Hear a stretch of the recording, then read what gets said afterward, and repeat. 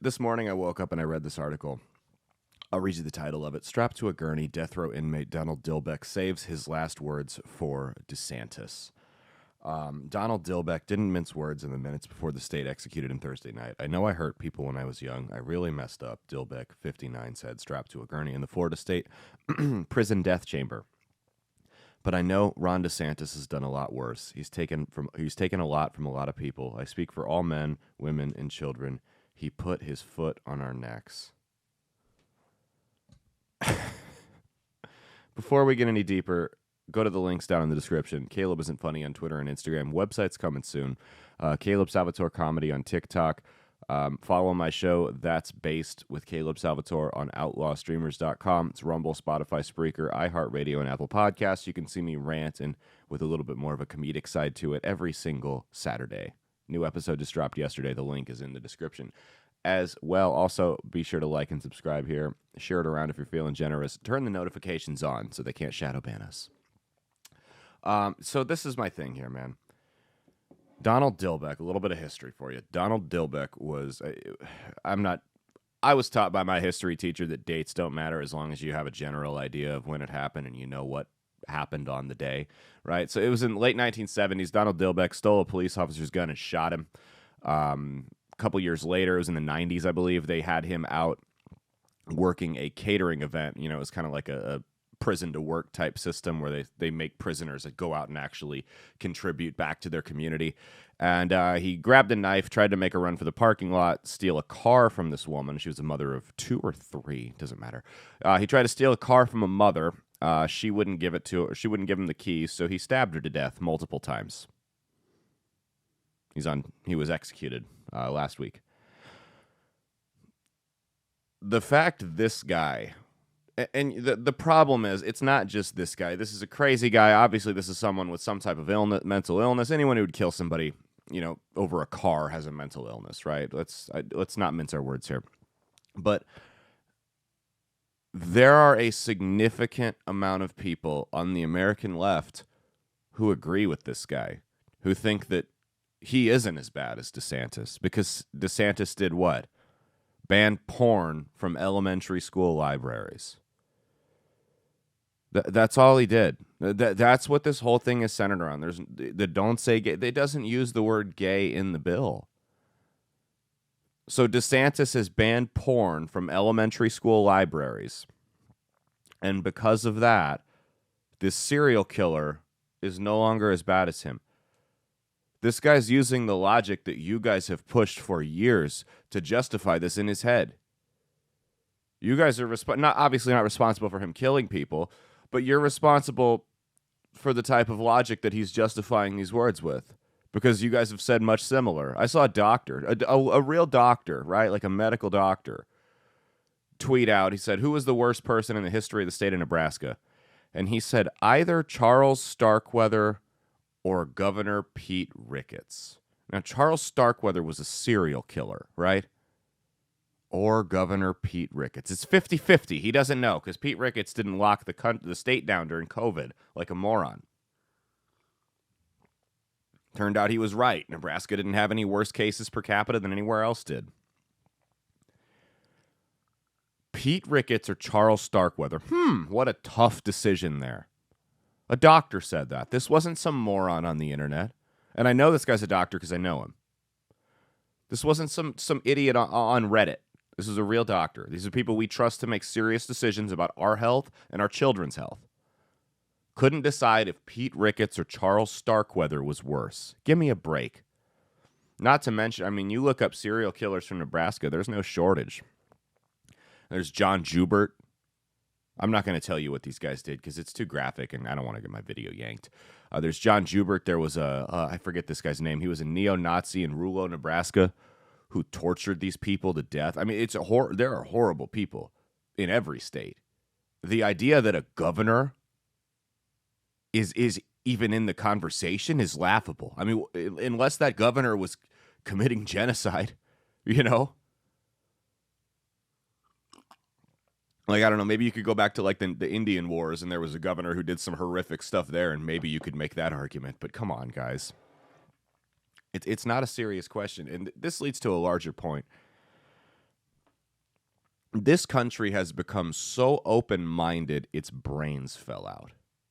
And that's where I want to go today. And my thing is I think we did need some open-mindedness because I grew up in the 90s and early 2000s, right? That was the era where you had, the Christian moms against hard rock. Marilyn Manson's responsible for Columbine. Dungeons and Dragons is going to turn your kids gay. Reefer madness and all that stuff. And we did need to move on from that. We needed to move a little bit closer to the center from that because that wasn't productive either. But we have overcorrected. The pendulum has swung so far left that was ideal to this, and it's not even close. I mean, there's always going to be the argument of teens versus authority, right? That's always going to be a thing, and you could kind of just tune those people out and do your thing. Now these people, I mean, you have the religious freaks are on the far left, and the people on the far left, they're much worse than the Christian mothers against hard rock, So what? They'd show up and picket a Korn concert. Who cares? They wouldn't show up with bike locks. They wouldn't find out who was working the popcorn vendor for a weekend gig and harass his family and friends and full-time employer and try to ruin his life. They didn't do that. That's what the left does, though. If you step out of line even in the slightest bit with their purity test, they're coming for you, and they're coming relentlessly. Look what happened to J.K. Rowling, one of the most liberal people out there. She is. You go down J.K. Rowling's political beliefs, and you check every box, she's liberal on about 90 to 95% of them. The one big issue she doesn't check the box for is, hey, I don't want grown men in women's locker rooms. And we're at the idea where if a woman says, hey, I don't want to see a penis when I'm getting changed at the gym, that she's a bigot. This is a clown world. Truth is treason in 2023. What happened to that? So, and these people will clap back with, we need to acknowledge trans experiences. That's fine. Everyone has their own experience, but the experience of that woman that doesn't want to see a penis in the women's locker room doesn't matter, or it doesn't matter as much. There was a case, I forget what state it was in. It was a black woman, so don't even hit me with the white woman thing. It was a black woman who was upset because her daughter saw a penis in a locker room. Antifa thugs showed up and attacked people at the gym because they changed the locker room policy. It's out of hand. Instead of saying, hey, we disagree on these issues, we're going to show up with weapons and assault people so you can let biological men walk through women's locker rooms. It's complete insanity. It's complete insanity. It's not a serious world we're living in. I remember when the argument between the left and the right, again, I grew up in the 90s, early 2000s. I remember when the arguments between the left and the right were things like taxes, rational environmental policies, not the crap you're seeing now, foreign policies, guns to some degree, abortion, drugs, those kind of. I remember when those were the arguments. Now, I mean, look at the hot debates now. Banning gas stoves. I mean, men in women's locker rooms, it's crazy. The stuff we argue about is crazy. And the problem is the people pulling the strings, their views haven't changed. And their views are that they just want more money and power. And we sit here and eat each other because we've been taught to just completely abandon basic truths. I have no problem if I don't disagree with you. If we don't agree on tax policy or guns or I mean, what else? Foreign policy. I have no problem. We can have disagreements about that, and we can sit down and discuss it. But if you're going to sit there and look me in the eyes and tell me that someone with an 8-inch dick can be a woman, you're not a serious person. And I really don't value your opinion on anything else because of the fact that that's not true.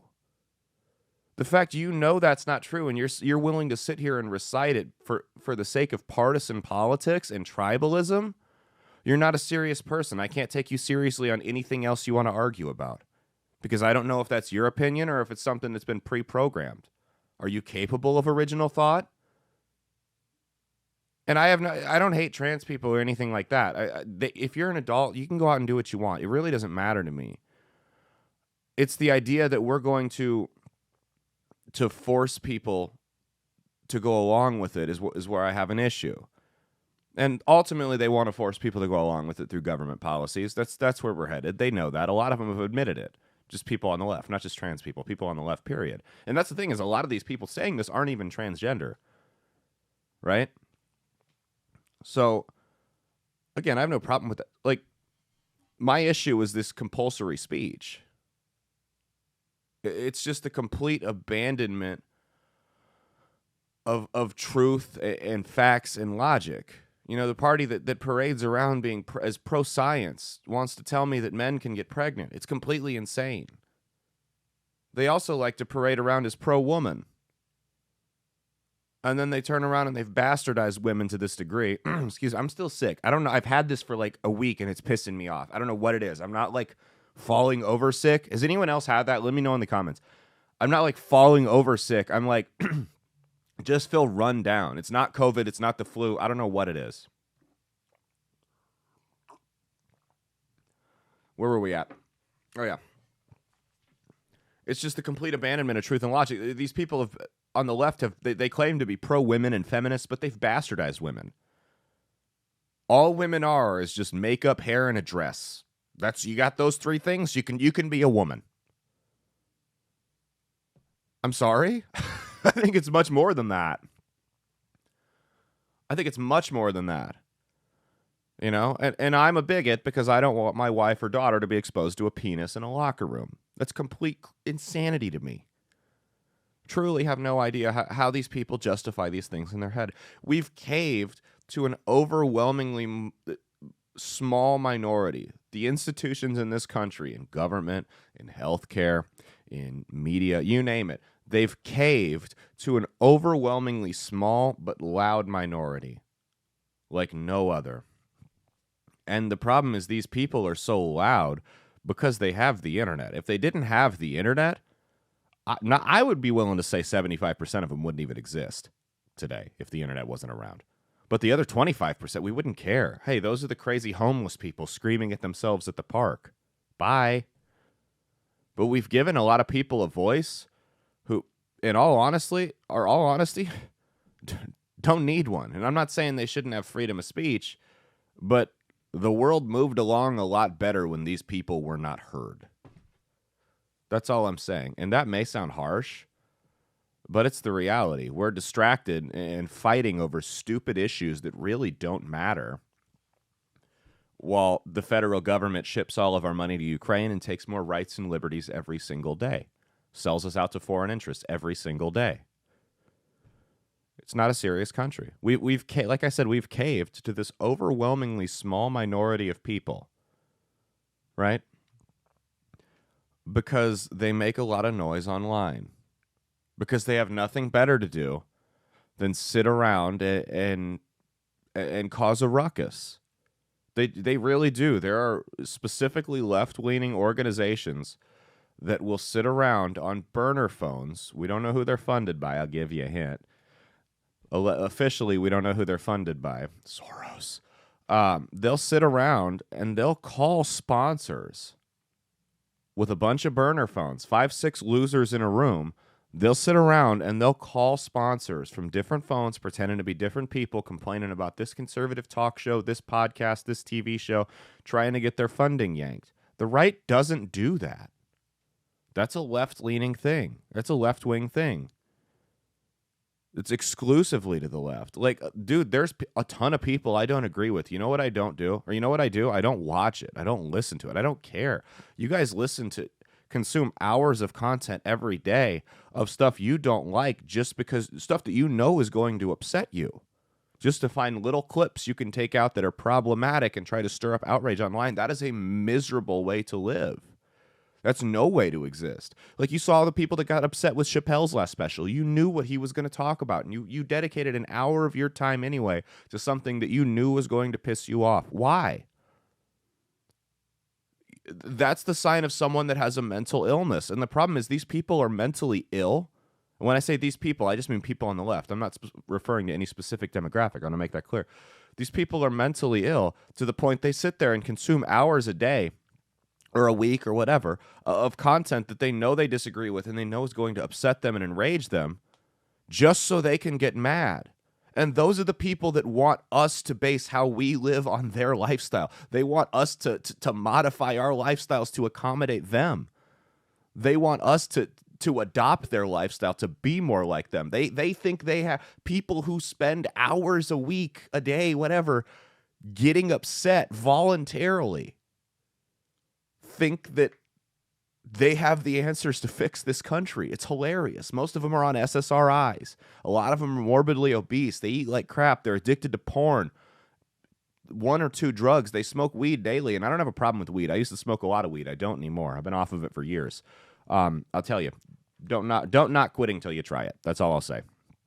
But they have all these problems. They have 2 or 3 mental illnesses each. They have all these problems, and then they have the nerve to turn around and tell me, hey, you're not living right. My life's pretty good, man. I'm doing all right.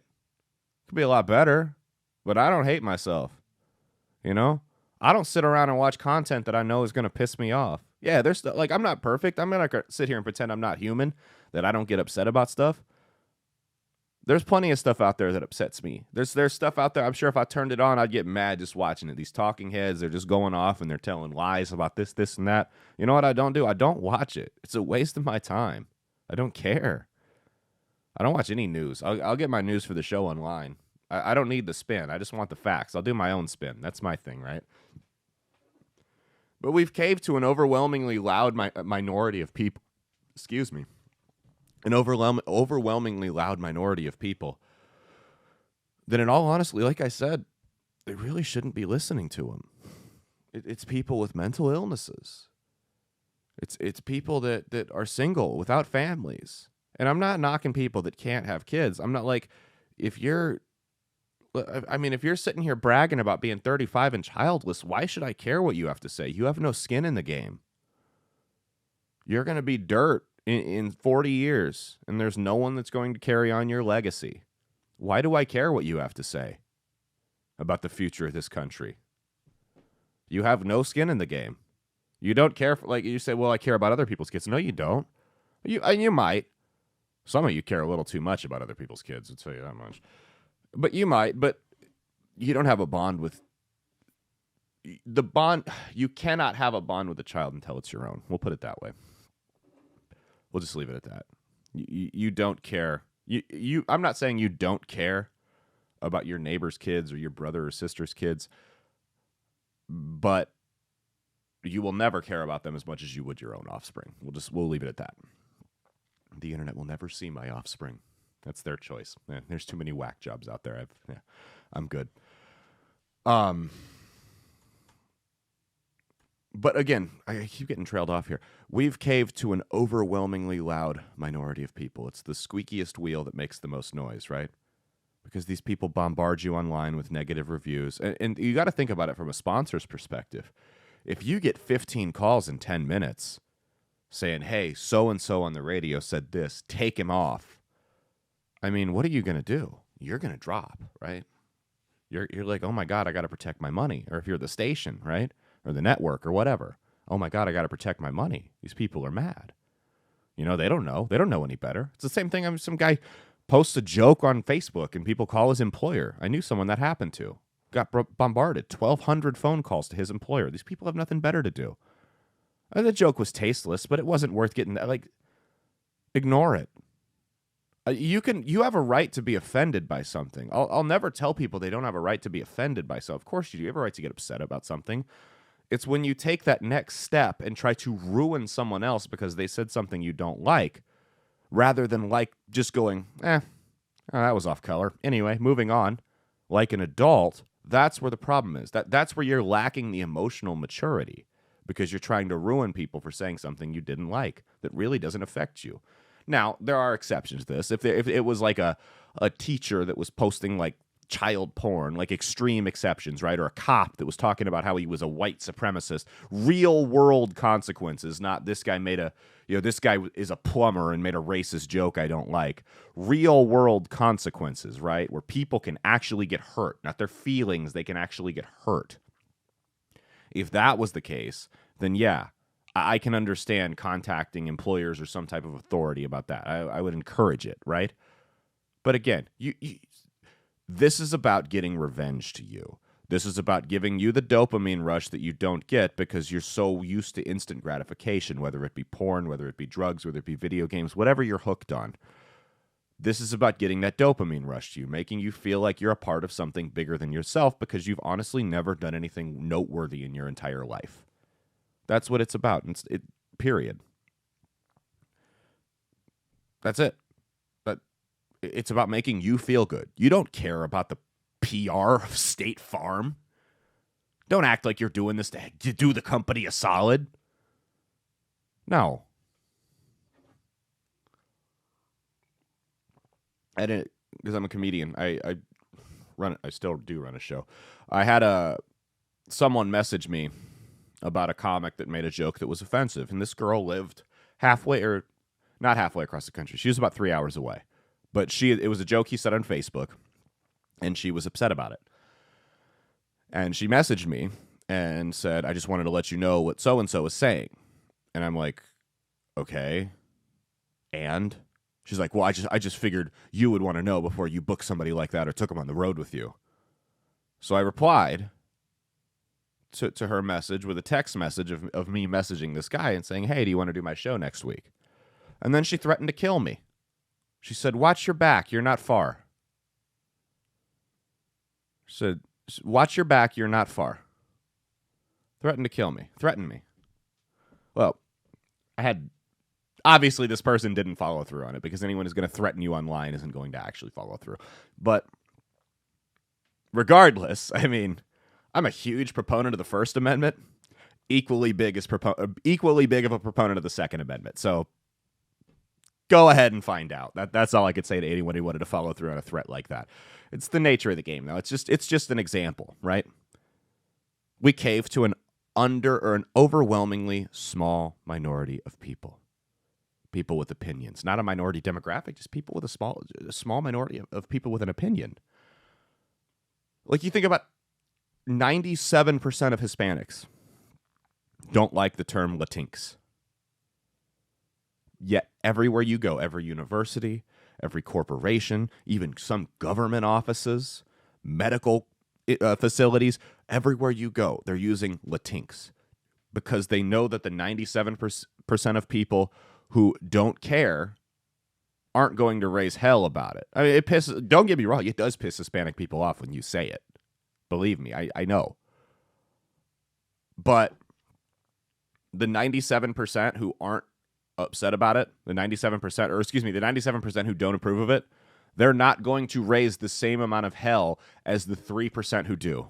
If you say Latino or Latina, that 3% plus a bunch of college-age white women are going to lose their ever-loving minds.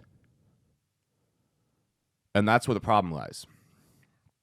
And they figure it's just worth it. Hey, we'll deal with the grumblings. We'll deal with people being annoyed and making fun of us. But we cannot have those 3% freaking out to that degree. We just can't do it. It's not about being inclusive. It's about being in fear. It's not about being inclusive. It's about being in fear. You are afraid of a very small amount of people that make a lot of noise. And honestly, if we all just ignored these clowns, they'd go away, one way or the other. Because they're searching for the validity that mommy and daddy never gave them. The dopamine rush. Is that all I had? I just riffed. I didn't have anything written down. I don't know why I'm looking.